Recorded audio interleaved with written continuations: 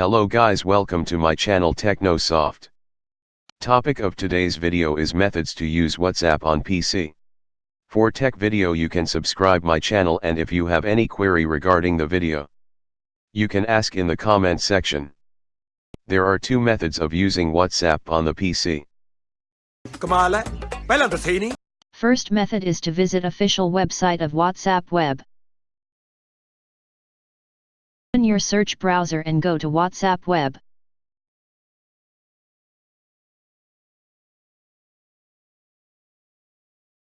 Scan the barcode as I show you in video.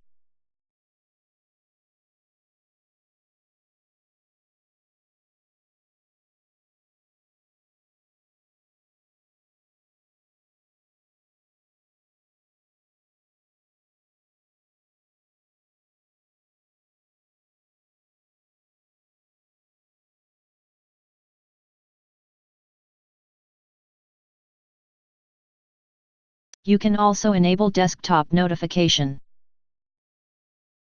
Second method is to download WhatsApp desktop application, so follow the steps.